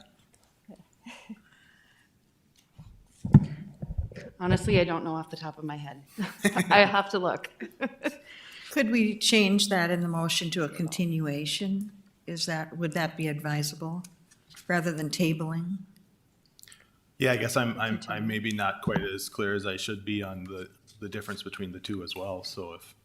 Yeah, if you choose to want more time to maybe process this information you heard today, to hear the public, you can, and Rocky, I can't remember if you closed the public hearing, but assuming We you did. did. Yep. Yeah. So, yeah, if you want more time to think about this for, just process what you've heard today and act for an approval or a denial at the December Planning Commission, you would just continue to a date certain, you continue to December's Planning Commission meeting would be your motion. Just a question, would there be any more discussion with staff concerning the project within that period of time? No, I think staff has brought to you all we can bring as part of this hearing about part of the case. I think the applicant I'll let the applicant speak to if they have any other information they want to bring forward. We have a motion to table and a second on the floor. Any other discussion on that? I'd like to change the motion. So the motion for continuation instead. A motion, is it okay with a second? Well, I guess I'm not clear on the difference other than if we're continuing and we don't have any further information, I don't know what the purpose of continuing would be. So this, If we're not going to have any new information come forth, why would we continue? All right, well then let's ask the question about what would happen in the event of tabling. If I can just add something really quick, I think for the sake of time, we have other agenda items to address. B, I think our applicant put forth a great amount of information, clearly has done some important research to address the needs of the neighborhood. But I personally would like a little additional time to sort of process, mainly for the walkability and the usability for this area. So I don't. I think a table is appropriate then. If there's no other discussion, we could take a roll on a tabling and see if that. Yeah, I think it's just semantics in terms of Robert's rules. I just don't know the difference between tabling and continuing. Usually planning commission, if you just need time to act and to process, I personally use those terms interchangeably, continuing versus tabling. One keeps the decision still open and the public hearing still open, and the other just continues the action. And then we would have more information too, if you're going to be working on those two aspects. No, so I'm not working on the case anymore. So I just want to clarify, right now it's just semantics between, you can use the word tabling and I'll use it the same way. I think where the motion would give people 30 days to consider the information the applicant brought forward and his responses. Okay, We'll take a roll. Schmidt, Aye. Holtz, Aye. Gunkelman, Nay. Morgan, aye. Tassa, No. Schneider. Aye. Motion passes. Thank you, applicant, for staying with us and giving us a lot of information to consider. Thank you. Moving on to item number 5. Donald, why don't you give us an update on that? Yes, sir, thank you. Item 5 is Timber Parkway 7th Edition. This is located along Timber Parkway South here, north of 52nd Avenue South. Here's the cash-wise. This is an undeveloped property at this time, 5056 Charles Way. Charles Way is the L-shaped private road here. Jack's Way is the private road here. This property is zoned GC, General Commercial, no zone changes proposed. This is a minor plat that simply proposes to divide this. Here's just some views. This is on that curve of Charles Way looking northeast across the property. It's vacant. Here's the Timber Creek over here. And then this is just from the opposite corner. This is Timber Parkway and 52nd Avenue here. The plat simply proposes to divide the existing lot into two for future commercial development. There are existing negative access easements here that will remain. Your commission might remember a few months ago, you allowed a replat of this area to allow a break in this negative access easement to allow a through access like this, which makes this property more usable. The applicant's representative, Mr. Chris Mack of Christensen Companies, is with us this afternoon, may wish to address the commission. We have had no questions or public comments on this proposal. Staff's recommendation is stated in your staff report and shown on the screen. Thank you, commissioners. Thank you, Donald. Any questions for staff? Seeing none, anyone from the audience wish to speak? Is the applicant here? Any questions for the applicant? Seeing no questions for the applicant, anyone else here to speak for or against? Seeing none, we'll close the public hearing. Commissioners, what's your wishes? I move to approve as presented. We have a motion. Is there a second? Second. Motion and second. Any discussion? Take the roll. Schmidt, Aye. Morgan, Aye. Tossa, Aye. Gunkelman, Aye. Holtz, Aye. Schneider. Aye, and the motion passes. Moving on to agenda item number 6. Donald, go ahead. Sorry. Yes, sir, thank you. This next item, item number 6, is the Phelan Industrial First Edition. This is located here on the northeast corner of 45th Street and 12th Avenue North. This is the Fargo landfill right down here. This property is currently zoned GI, General Industrial. The applicant proposes to change it to LI, Limited Industrial. Both of these, as stated in your staff report, meet the growth plan designation of industrial for this property, so there's no growth plan amendment required. As you see, some of the surrounding properties are zoned LI as well. The LI zone allows a few more uses by right in the zone than the GI, which is really focused on heavy industrial uses. And it just gives the applicant a little more flexibility in developing this property. The applicant, Nate Volmuth of Goldmark, is with us this afternoon if you have questions about what he has proposed on that property. Again, we have received no questions or comments from the public. We will note, as we've talked with the applicant, that because of existing negative access easements here, the only access is allowed from 46th Street, and he is aware of that, and I believe has configured his project to take that into account. There's views of the site, again, of vacant properties. This is 12th Avenue North and 45th here, looking northwest. And then this is looking southwest here. Here's the hill of the Fargo landfill in the back there. So an undeveloped property. Staff's recommendation is stated in your staff report and shown on the screen. That concludes staff's presentation. Thank you, Commissioners. Thank you, Donald. Any questions for staff?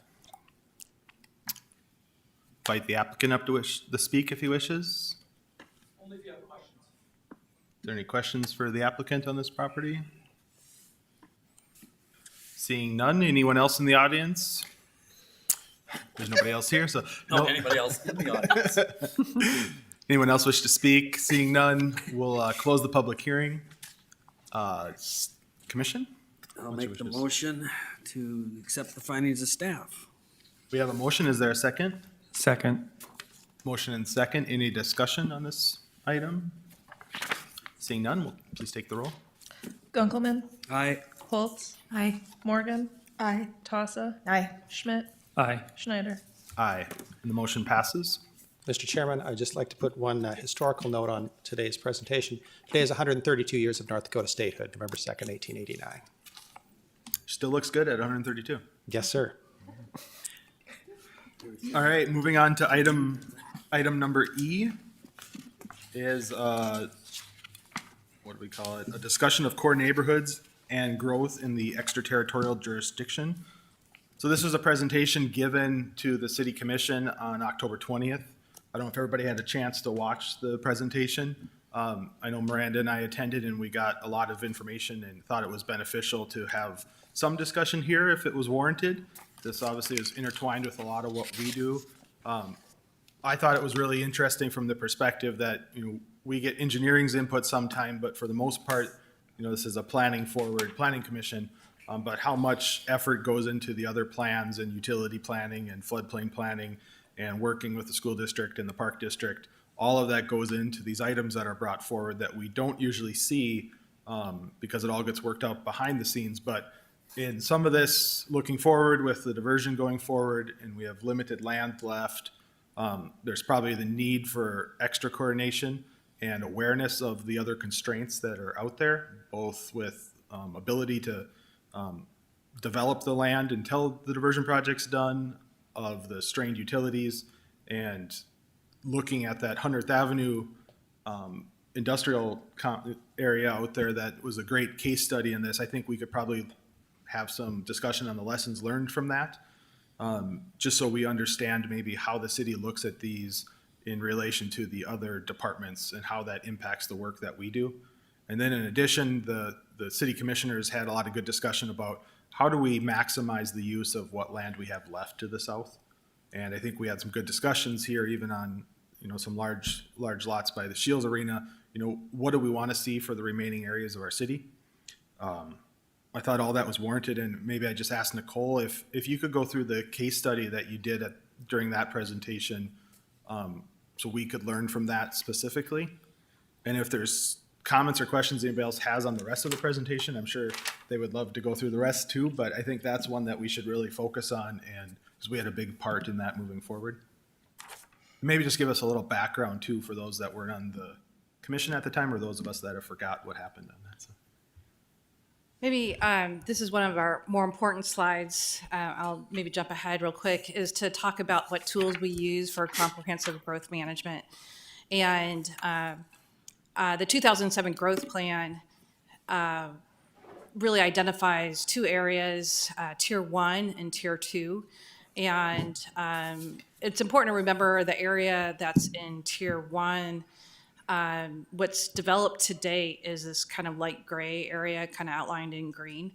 And so when we hear developers kind of look for opportunities, the understanding that barrier with Tier 1, and we're much more adept to be talking about Tier 1 than we are Tier 2. Tier 2, we're not scheduled to be down there for another 25 years plus. And if we're developing utilities in a logical manner, which was the bulk of the presentation, was talking about kind of the operations and organization between all of the engineering. And Nicole, maybe on that map, Yeah. one thing I meant to talk about is just our ET area of town, and maybe everyone doesn't realize, but with the extraterritorial zoning authority that we have, we as a city have zoning control over that, but we have limited other control. And that's where 100th Avenue development is located. But I thought it was interesting, the city hasn't updated its extraterritorial in 15 years, I think that was the number. And so there's been, a lot of focus on that, and do we need to adjust that at all? What else do we need There's to look at? starts of discussion. So I think one of the things Miranda, Rocky, and I talked about after the meeting. So first of all, let me back up. From a planning department perspective, we found the presentation to the city commission and led by our city administrator, Bruce Grubb, as fantastic. That was really, kind of a milestone in my career where we're comprehensively talking about utilities, management, why do we do what we do? What are we trying to protect? So for the public or anyone, that's why we found that so, awesome. And it took a lot of collaboration between the utility departments, engineering and planning to prepare that presentation. Along those lines, we're starting to talk about our work plan for 2022 and forward. As you know, we probably need a whole brown bag. The trick, I think, is finding when the brown bag time can be that everybody can attend to, is to be talking about the 22 growth, our work plan, which includes a growth plan update on the south side. So alluding to what Rocky was saying, the light green area is the extent of our ET area. Expansion is a little bit by, or lack of expansion is a little bit by design and the mindset back then. The black gray is the diversion. And so I think the question starts to happen. We're getting requests from the diversion authority on reaching out to abutting jurisdictions to figure out how to protect and the land abutting the diversion. And so this is within the 2007 growth plan, and honestly, that isn't changing all that much in terms of what we see as appropriate along the south side. I'm just going to fast forward a little bit. Rocky wanted me to kind of talk to a little bit of the case study of 100th Avenue. So 100th Avenue and I-29, you'll see kind of an aerial shot here, was brought forward back in probably about 2014. It was originally requested by the developer for a change of use, growth plan amendment. And at the time, we couldn't support that industrial development. And so as a result, the city commission asked that the developer and staff kind of work on a compromise we came back with that compromise, or the applicant came back with that compromise for a recommendation for general commercial. For those that don't know, our general commercial zoning district much looks like an industrial zoning district. You can pretty much do anything in general commercial as you can do in limited industrial or industrial, other than storage of raw materials. And so from a look and feel, a commercial zoning district is going to look and feel much like industrial land uses. They are allowed by right. So you have this industrial development. We are very concerned about utilities, and the applicant basically developed a private utility solution. We have developers agreements, contracts, agreements, all in place. And there was basically loopholes that were discovered along the way, where we basically have the highest end user for wastewater that happened to locate out here by right. And so as such, that caused issue with the private sewer utilities, where a lot of expenses to this date, you now have engineering, planning, utilities working on development and trying to work with the owners who had to come together as part of an association to develop a plan on how to address their sewer. And so it's been a lot of discussion and concern on, so things might look good on paper. You might get the ordinances in place. You might get the contracts in place. But there's a reason why we don't support development, commercial development, especially in our rural areas. And so this is, again, another lesson learned. And so part of the reason we had the meeting with the city commission is so that they can understand the pressures we're seeing. So here's, this development is 3 miles outside of the city limits. You can see the water tower where our utility services lied. And, best laid plans don't necessarily go as planned. So part of the reason we had the meeting and the presentation was to work with our city administrator to, for the commissioners to understand the pressures we're getting around from landowners as staff on development ideas in the rural areas. And so trying to prepare our city commissioners on processes and communications they receive from developers. And so that's where this slide comes from. Question? Go ahead, yeah. So when developers are making the case that they need to leapfrog as part of their business plan, is this where they're exercising these loopholes, or could you talk a little more about the loopholes that are being, I mean, I think I understand with the case study that you presented, and when I was watching the recording too, I think it seems like this was sort of an unanticipated consequence of what. Yeah, I would say it wasn't necessarily by intention. I think part of the issue is related to, as land, so again, we could have a whole brown bag on this, but as developers look at opportunities for constructing and building land, the affordable land that's going to work in their business model isn't necessarily within city limits. And so that is where they start to kind of figure out where growth can happen. Again, a lot of our policies were put in place, maybe back in the 80s, and when, growth was more of, at a different pace than today. And so a lot of this goes into kind of a broader spectrum that will, again, with a growth plan update and a comprehensive plan update, can get to the heart of getting those policies a little bit more fine-tuned and clear. Nicole, I know I'm really interested in hearing from Commissioner Preston too, if she'd kindly let us know what the City Commission wants us to know from this discussion as well, but I'm gonna ask you a question first to give her a little time. Arguably this 100th Avenue though was successful in a way that there was a lot of interest in it, and the development pressures have gone into it. So what can we learn from that as well? I mean, I think we've learned that, what we don't want to do as a city, but given that there was a lot of, market driven interest in it, Is that something we should take account in, that we need or should have done more industrial closer to town? Or is there lessons learned sort of the other way too? Well, you're talking from staff's perspective. I think the lessons learned are how accommodating to growth are we going to be? And so you can think of, and it's also really important for there's the city of Fargo as an entity, and then there's the metro as a whole. So you can think of the growth and the pressures we're having at a kind of record pace, and where are those demands going to be. And when you look at that, if you say no here, I consider it like a water balloon. You squish the water balloon, that pressure goes to Dilworth, that pressure goes to Barnesville, that pressure goes to Horace. So where is that growth management? So this work at the MetroCog level, master planning level, is vitally important to manage resources, especially natural resources like water.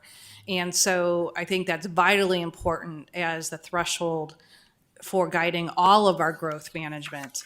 And that coupled with demography and kind of social understandings and market rates. So this is a metro-wide discussion on top of just a local jurisdictional discussion. I think where we're vitally short in is having metro-wide data and having metro-wide analysis and collaboration at a peer-to-peer level, at the staff level. We're all under-resourced, understaffed. And so from my perspective, I think the lesson here is be careful what you say yes to, and also understand best laid plans don't always go as best laid plans. And so this is, in my perspective, a fundamental 101 planning issue. We never should have done urban development outside of city limits. Private utilities just does not work outside of jurisdictional city limits. Because the public health, safety, welfare at this site is huge, and the risk and the health issues. There is no success here in my book. It's developers looking for land. We have several undeveloped industrial lots inside city limits, but the market is always going to flow downhill to where the least barrier-free element is. And so I think it's a collective need to look at where the barriers are and absolutely understand where the market drive is, but who at the city metro level is understanding market and collaborating with planning and local jurisdictions? I don't think anybody is. Thank you. Mark, did you look? Okay. I could go on with a little more diatribe, but I think she covered it. Okay. Any other questions? Otherwise, Commissioner Preston, if you're willing to share some discussion points with us, you guys had a lot of good discussion. And what does the commission feel like they should give us as direction or guidance on vision?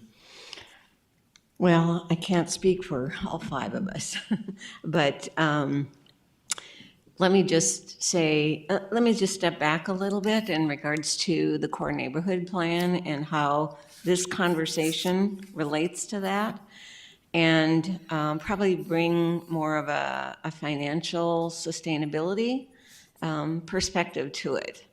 So the core neighborhood plan really showed us that there are market forces that we are participating in, actually, with our incentives, perhaps, that is truly causing some problems in the core neighborhood.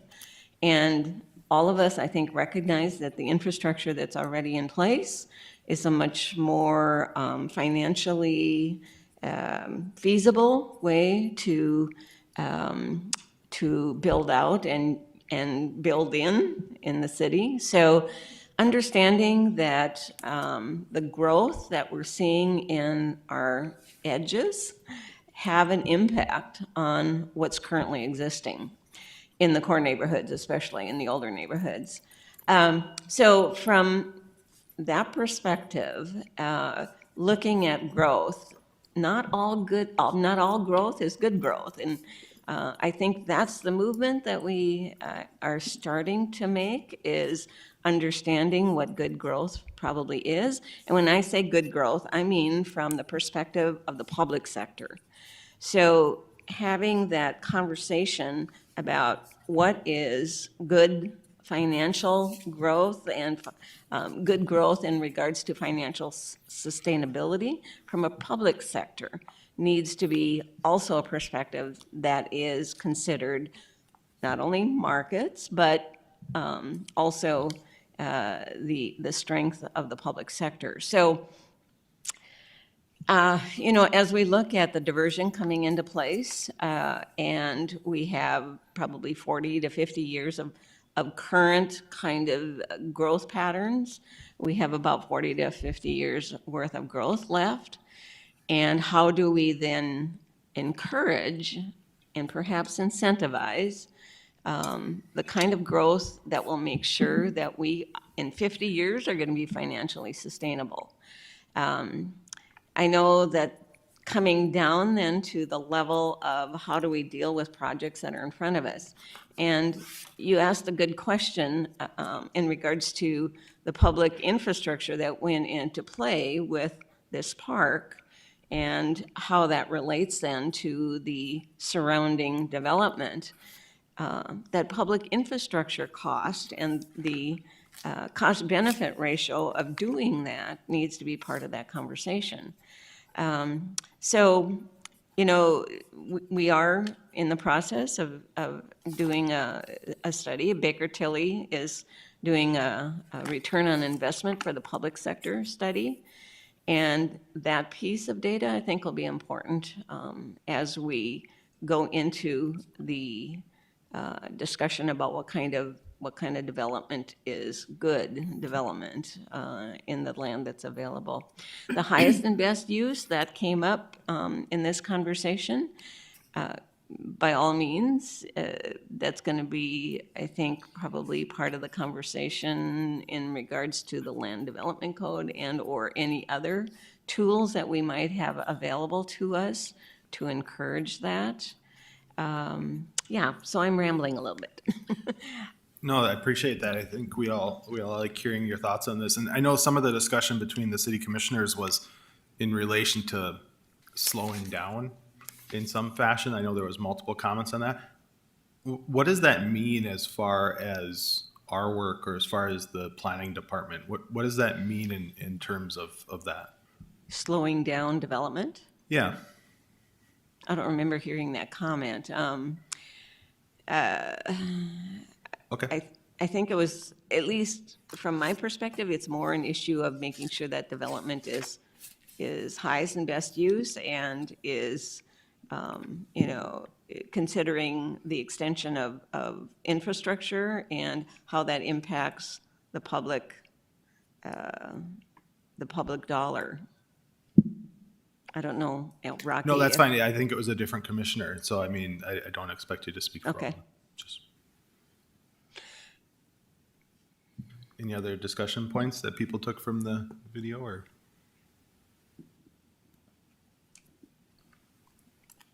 I think that Baker Tilly story, or that survey will provide us a map to help guide us, Planning Commission. I think that information that comes of that will be very useful to assist us. Yeah, I don't disagree with that. I guess, Nicole, is that something that planning staff is planning to use for our reports or anything? Or is that more of a city commission incentive type? No, it's citywide, organizational wide. Maybe a couple things that I'll point out to you. Bruce kind of slipped this slide past quickly, but I think at the end of the day, we have to remember why we exist. We have to remember why local government exists, and we have to remember why the planning department exists. That's one of my roles, and it's really about setting forth that expectation and understanding about what people can expect. What can people expect in terms of special assessment costs? What can people expect for future right-of-way needs? Why do we protect? Why does the ET exist? So this presentation was all about that. I think the ROI was really about trying to understand what it is that costs to support the infrastructure and the city as a whole, and how to create a financial model. So basically, it sounds a lot more romantic than it actually is going to be. It's basically a fiscal model, financial model that's going to help at the city level talk about things in an apples to apples kind of way. So when we're talking about the cost of a fire station because we're growing on the south side, or we're talking about the cost of snow removal on infrastructure roads because of growth, we're going to be able to compare that to an apples to apples kind of situation, so that you can build once, so then you start to look at that building form. Single family, 5,000 square foot lots are going to equal how many fire stations or needs versus, a 42-plex, and what does that fire station need, right? And so you're going to be able to compare that all the way down to the staffing support level. How much staff does Brenda need, or our public works need, in order to support growth? And so it really gives a tool for the elected officials and the public to understand that we're still in I don't want people to get too excited, we're still in the drafting of the fiscal model in terms of the consultant. The consultant's still putting the factors in. They're going to design the model. That's just about done. Then they need to present the model in a way that staff can understand it, and then be able to present that model and information to the public and to the elected officials. So there's some steps along the way as we figure this out. So we're a little behind schedule. I think we're hoping to get some of the draft of the models out early fall, but 2021 has been what it is. So we're hopefully get it done by the end of the year. But that'll help guide the growth, correct? That'll help that information, the updated growth plan for the south, that will help, which will be a guide to us, right? It'll be a factor that goes into what's really going to help us guide our growth is the future growth plan. So we're getting ready to draft an RFP to go out on the streets for a growth plan update. Our growth plan was drafted in 2007, pre-09 flood. There's all these new factors in place. So we need an updated long-range master plan. That's part of the issue we had today in our previous case, is we don't have a master plan to guide our decisions. And so we need that. That's how planning is designed. That's how zoning is designed. And so that's going to be a factor, a data point that goes into the comprehensive plan. I would also encourage you to look at the City Commission had a brown bag on Monday on transportation plan. This will be our first ever long-range transportation plan. We're super excited about that. That's also going to be a data point that goes into a comprehensive plan.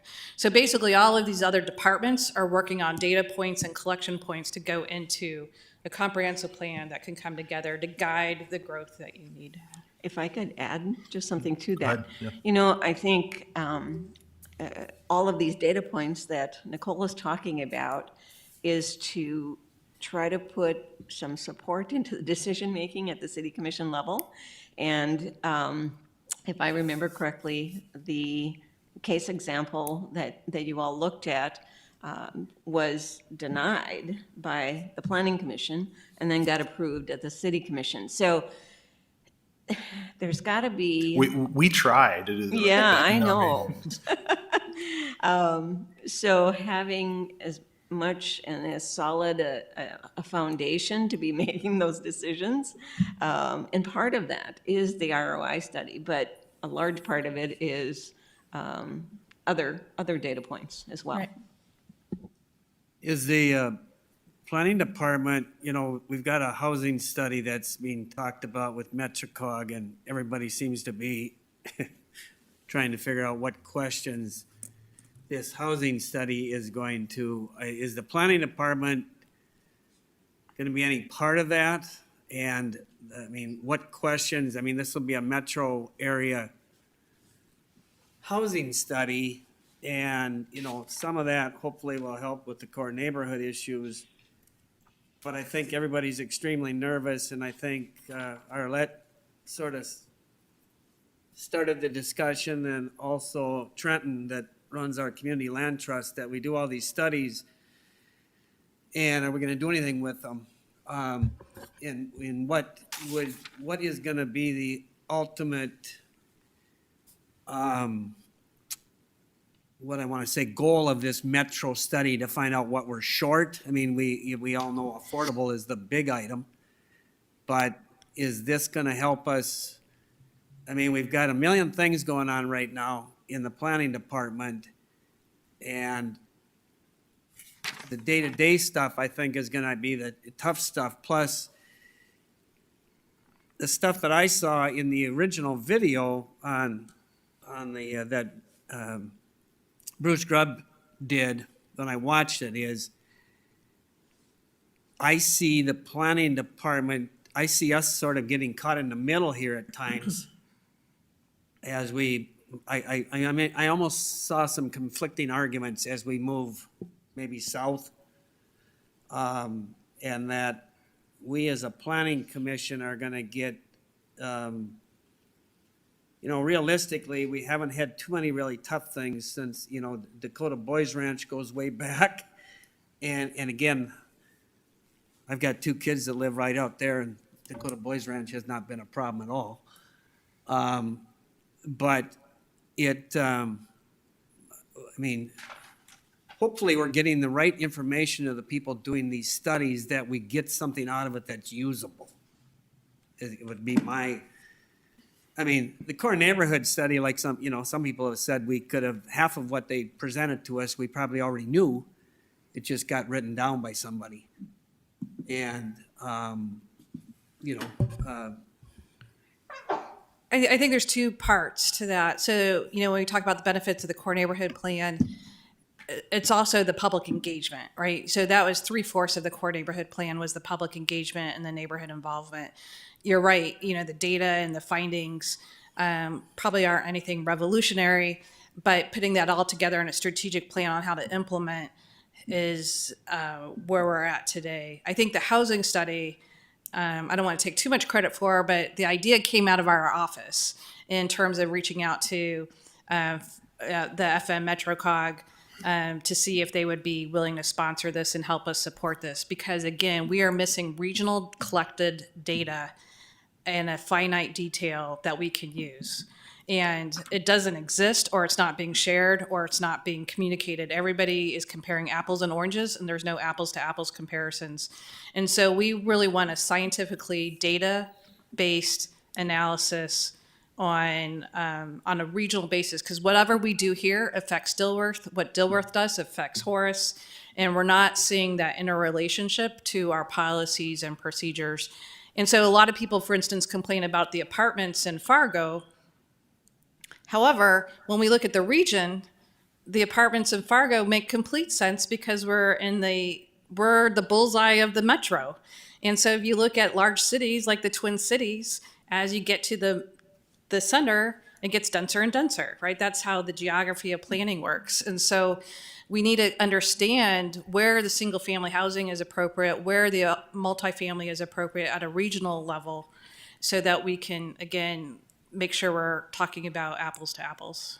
I think my only fear with MetroCog might be, at least in my years going to those meetings, it's sort of out of their wheelhouse. Yeah, they may be the coordinator, but I think this is where we have to be mindful of that we are an important part of what the questions that are going to be asked in this study to get data that's. Absolutely. And we share that same concern. And so from a staff's perspective, as non-political as this can get would be our benefit. And as targeted and specific scientifically as it can get, it will be our benefit. And I think from a council of governments, what we're talking about is having the various city staff members sit on that steering committee and guide this. So not at a policy level, but at a technical level, like you would do transportation planning, right? And transportation modeling. It's on par with transportation modeling. Let it be at the skill set level of the staffers who can process this technical information so we can get in, get out, get the data, and then we can use it to translate and communicate with the elected officials and the public at large. But if we get all bogged into the politics of it, it's not going to get done, and everybody's going to want something different. We just want data. We don't care what the data says. We just want the information. And then we'll process it and use that for guidance on our visioning. And each community's vision is going to be different. Well, good. I appreciate the discussion. I know, Brenda and Nicole, both of your departments are extremely busy on a day-to-day, but we do appreciate the time you put into stepping back and doing these high levels, because I think we've seen the impacts of being so busy day-to-day now for years that we haven't had a chance to step back. And so I'm glad the city commission is listening to those pleas as well, and we're getting a lot of good data, so. I have a question for Nicole. Okay. This doesn't have anything to do with what we've been discussing just now, but I'm wondering if you have any impressions of what the diversion is going to do once it's developed, and whatever it becomes in terms of its importance. I've heard about the parklands, that sort of thing. But what do you see as far as the expansion of Fargo and some of the other cities as they approach the diversion? This doesn't need to go into statistics or anything, just surmising. I think I'm trying to get to this one slide.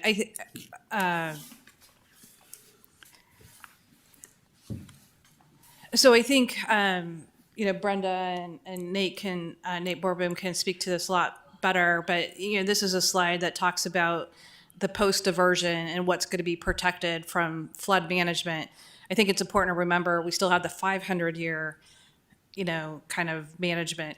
When we look at land use types and what's appropriate, abutting the diversion, honestly, from a staff's perspective, I don't see a whole lot different than what's already in our growth plan from 2007.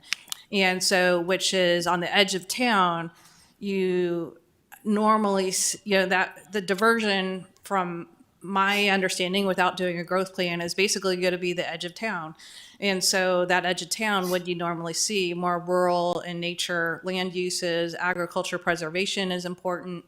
Those kinds of land uses. You're going to still have the impact of the wild rice. What's appropriate next to the wild rice that's a huge flood risk in managing in the wild rice area. So I don't know if you see a whole lot different in terms of land uses on the southern edge of the diversion. That'd be my perspective.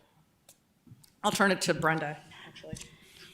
And I think I would agree with Nicole. I think there's also a lot of discussions of what is it going to look adjacent, like you had mentioned, parkland. And I think those discussions are still happening and will continue to happen as we work through the project. Thank you. If there's nothing else, we'll just make note that Megan came back and we had a 2-hour meeting, and so maybe that's good. Is there a motion to adjourn? Mr. Chair? Yeah. May I Oh, yeah. interrupt? Go ahead. I did want to get back to you on the difference between the Yeah, please. continuance and the tabling. I apologize, I haven't dealt with tabling very often. The main difference is, of course, with continuing, we're continuing to a date, and time certain. With tabling, it can be, removed from the table at any time. So February meeting, the end of this meeting. Sure. So we lucked out and made the right motion. Is that what you're telling us? Yes. Great. That's good. That's what I like to hear. Anything else? Is there a motion to adjourn? So moved. Is there a second? Second. All in favor, say aye. Aye. I Aye. Thank you, everybody. Thank you, staff.